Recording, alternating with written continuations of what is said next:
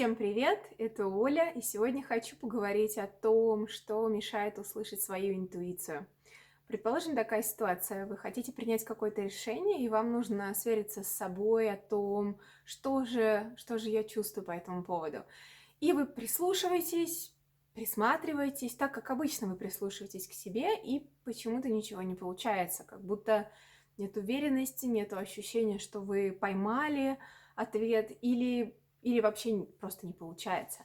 Хочу назвать вам различные факторы, которые, с моей точки зрения, могут влиять на то, когда вы прислушиваетесь к себе. Этот список сугубо мой, и также он не абсолютный. Иногда интуиция пробивает нас даже тогда, когда есть куча препятствий. Но если нашей душе важно что-то сообщить нам, она нам сообщит. Но тем не менее, когда вы пытаетесь прислушаться к себе в спокойной ситуации какой-то более-менее и не получается почему-то, есть смысл посмотреть, в чем может быть дело. Первый момент — это наличие какого-то сильного физического дискомфорта. Например, вы голодны, не выспались, просто чувствуете, что потеряли много сил и не хватает бензина доехать до той точки внутри вас, где вы слышите внутренний голос. Тогда нужно отойти от попытки узнать ответ, отдохнуть, восстановиться, покушать, попить водички. В общем, сделать что-то такое, что вы почувствуете, наполнит вас энергией и сбалансирует ваш именно физический ресурс. То же самое происходит, если у вас какая-то наблюдается эмоциональная усталость или, наоборот, эмоционально очень сильные эмоции происходят с вами в этот момент. Нужно немножечко успокоиться, сбалансироваться. Может быть, если какие-то сильные эмоции есть, пойти и прожить их целиком. И вернуться уже к вопросу в более спокойном, нейтральном состоянии. Моя учитель называет это запарковаться на нейтральную передачу. С точки зрения вождения машины это, конечно, не совсем верно, потому что ты паркуешься обычно не на нейтралку, но в этом есть своя логика, что ты выбираешь поставить себя на нейтральную передачу. Эмоционально, физически, интеллектуально. Если очень много мыслей, их нужно тоже успокоить. А когда их очень много, это тоже может мешать сосредоточению, и тогда есть смысл, можно пойти помедитировать немножечко. Или поспать. Это тоже успокаивает мысли, устанавливает силы. Также очень важно, конечно, если у вас какой-то случился сильный стресс, и тут важно с пониманием отнестись к себе, что вам понадобится точно так же, как с голодом, холодом и всеми другими вопросами, немножечко времени, чтобы привести себя в порядок. Это особенно важно, когда много всего происходит, какая-то очень важная, сложная ситуация в вашей жизни.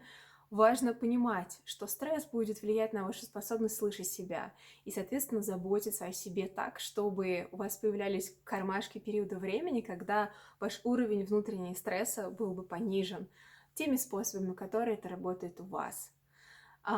Также смотрю в свои заметки. Важный момент, хотя это входит в эмоции, но мне кажется, важно сказать об этом отдельно.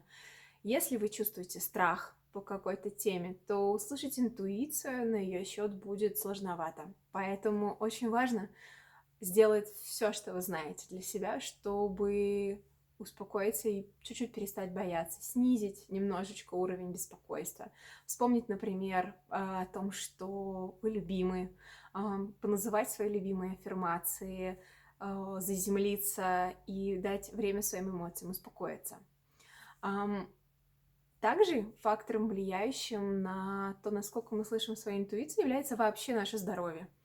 То есть если у нас обостряется какая-нибудь болезнь, или мы просто заболеваем простудой, возможно, что вы свою интуицию будете слышать чуть-чуть хуже. И при этом ваша интуиция на то, чтобы позаботиться о своем здоровье, о том, чтобы найти пути к выздоровлению, наоборот, может обостряться. Обратите на это внимание, что, может быть, если у вас какой-нибудь сильный приступ насморка или простуды, прислушайтесь к себе. Может быть, как раз в этот момент ваше тело очень отчетливо вам покажет на то, что именно можно улучшить в вашей жизни, чтобы меньше тело страдало. Такая вот интересная особенность у нас с здоровьем.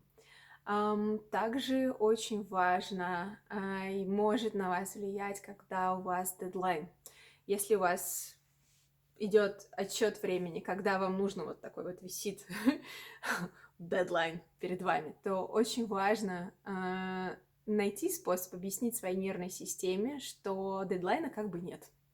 Потому что услышать себя, когда нет возможности выдохнуть и немножечко успокоиться, почувствовать, что вот это время, эти 5 минут у вас стопудово есть, то тогда тоже нервная система может быть в режиме «какая нафиг интуиция, давайте побежим быстрее решать проблему». Вот, поэтому очень важно давать себе моменты времени, когда даже если решение нужно принимать срочно, чтобы вы все-таки чувствовали, что на вас дедлайн не давит. То же самое можно сказать и про... я так сделала руками и вспомнила, как важно, чтобы мы, когда разговаривали со своей интуицией, не оказывались в потоке чужих эмоций, например, или начитавшись чужих идей в интернете. Что я имею в виду? Трудновато прислушиваться к своей интуиции, когда, например, вы начитались новостей, и там яркие образы, мысли, пессимистичные и пугающие установки. Или, например, если вы поговорили с кем-нибудь из дорогих вам людей, а у них какой-то стресс, и вы им заразились.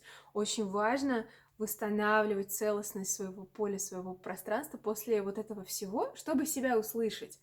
И это, конечно же, не про то, что мы кого-то перестаем любить или нам становится все равно на то, что происходит в мире, но это про то, что понимать, что если я себя не слышу сейчас, может быть такая ситуация, что мне нужно немножечко свое поле восстановить, свои границы, почувствовать, что вообще сейчас является реально моей ответственностью, а не все беды мира. Это очень важно.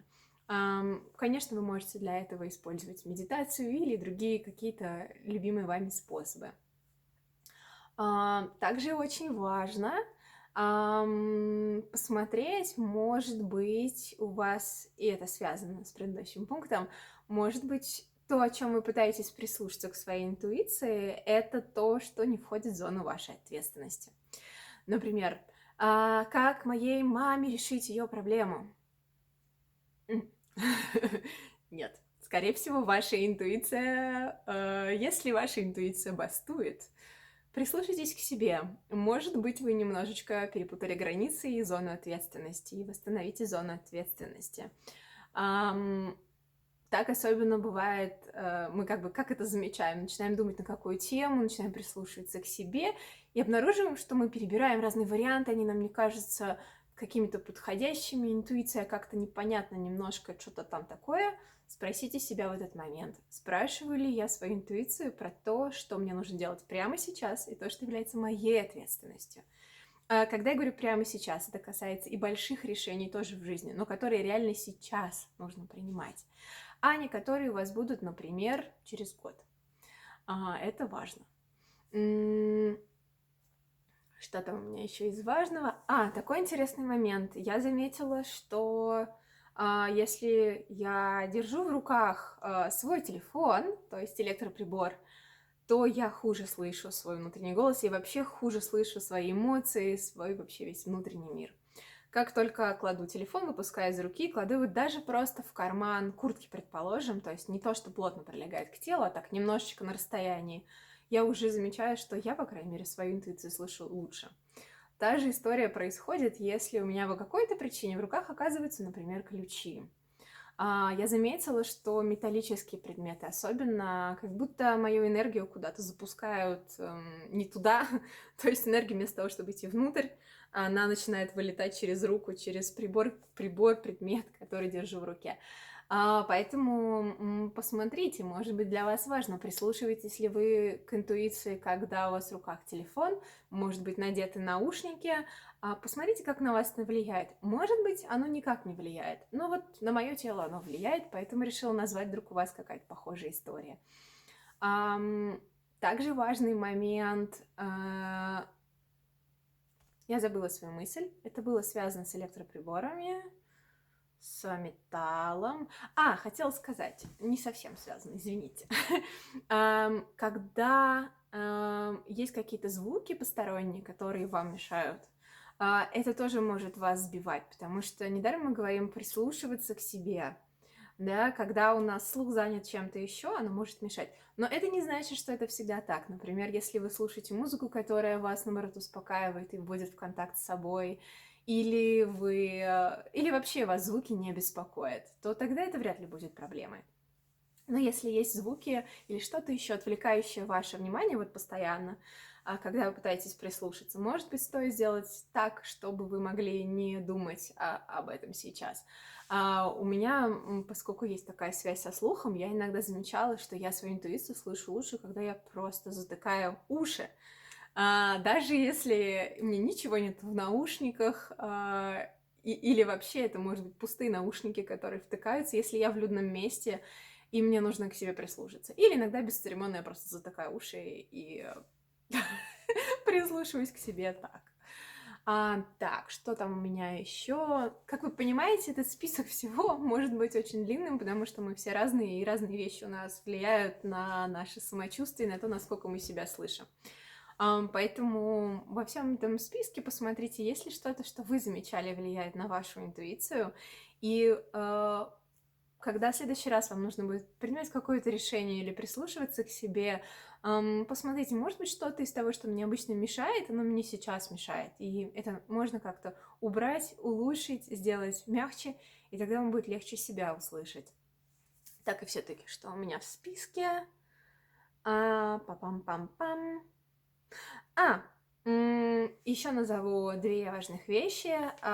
Когда у нас в какой-то теме очень много эгоизма, то есть мы очень много думаем о себе в этом месте, думаем о себе в плохом смысле, или мы, наоборот, очень плохо думаем о себе в этой теме, то нам будет трудновато себя услышать. И, соответственно, нужно сдуть шарик своего эго, такой, чтобы он немножечко уменьшился, чтобы было легче себя в этой теме услышать. И то же самое касается, что если у нас есть в какой-то теме травма или тяжелое переживание, когда вы хотите на эту тему послушать свою интуицию, в этой зоне вашего внутреннего мира прислушаться к себе, сделайте что-то, какие-то практики, что-то, чтобы смягчить ваше напряжение в этой теме.